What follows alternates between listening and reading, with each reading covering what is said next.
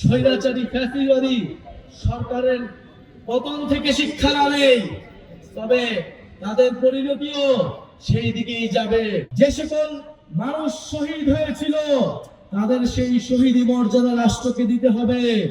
আমরা আজকেও শুনতে পেয়েছি আমাদের নাটোরের এই কর্মসূচিতে ন্যাক্কারজনকভাবে বাধা দেওয়ার চেষ্টা করা হয়েছে, আমাদের ব্যানার ছিঁড়ে ফেলা হয়েছে। হুঁশিয়ারি দিতে চাই, মাত্র 1 বছর আগের ঘটনা। এই ব্যানার ছিঁড়ে কর্মসূচিতে বাধা দিয়ে যারা ক্ষমতায় দীর্ঘায়িত হতে চেয়েছিল তারা আজকে বাংলাদেশে তাদের ঠাঁই হয় না। যদি এখনো শিক্ষা না নেই, যদি এখনো আমরা সেই স্বৈরাচারী ফ্যাসিবাদী সরকারের পতন থেকে শিক্ষা না নেই, তবে তাদের পরিণতিও সেই দিকেই যাবে।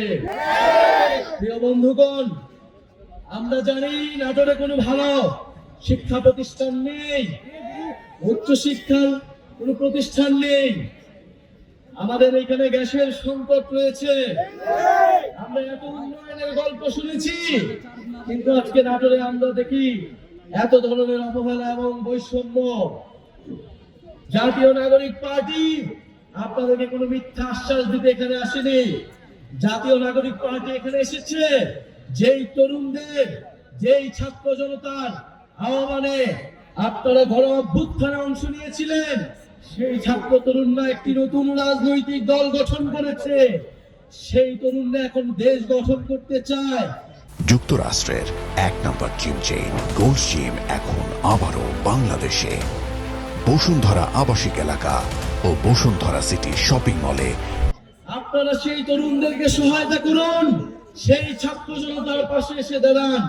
আমরা বিশ্বাস করি ঐক্যবদ্ধভাবে আমরা যেভাবে ফ্যাসিবাদের পতন ঘটিয়েছিলাম, সেই একইভাবে আমরা এই বাংলাদেশ বিনির্মাণ করতে পারবো। প্রিয় বন্ধুগণ, আমরা বলছি দেশের মৌলিক সংস্কার প্রয়োজন। আমরা বলছি জুলাই ঘোষণাপত্র দিতে হবে। আমরা বলছি গণ অভ্যুত্থানের সাংবিধানিক স্বীকৃতি দিতে হবে। এই গণ অভ্যুত্থানে যে সকল ভাইয়েরা বোনেরা নেমে এসেছিল, যে সকল মানুষ শহীদ হয়েছিল, তাদের সেই শহীদি মর্যাদা রাষ্ট্রকে দিতে হবে। সংবিধানের স্বীকৃতি থাকতে হবে। এর জন্য আমাদের প্রয়োজন জুলাই ঘোষণাপত্র এবং জুলাই সনদ। এই নাটোরে জুলাই গণ অভ্যুত্থানের 8 জন শহীদ রয়েছেন। তাদের মধ্যে 5 জন শহীদকে এই নাটোরেই মৃত্যুবরণ করতে হয়েছিল। ফ্যাসিস্ট স্বৈরাচারী শেখ হাসিনার সরকার আমার ভাইদেরকে, বোনদেরকে হত্যা করেছিল। নাটোরের মানুষ গণ অভ্যুত্থানে যেভাবে লড়াই করেছিল বুক চুটিয়ে, নাটোরের ছাত্ররা, নাটোরের জনতা, নাটোরের শিক্ষক সমাজ সবাই রাজপথে নেমেছিল। সকলের ঐক্যবদ্ধ প্রচেষ্টার মাধ্যমে আমরা ফ্যাসিবাদকে হটাতে সক্ষম হয়েছিলাম। বন্ধুগণ, 2024-এর গণ অভ্যুত্থানে যেভাবে আমরা স্বৈরাচার ফ্যাসিবাদের পতন ঘটিয়েছিলাম, আমাদের এবারের লড়াই, এবারের যাত্রা দেশ গঠনের জন্য।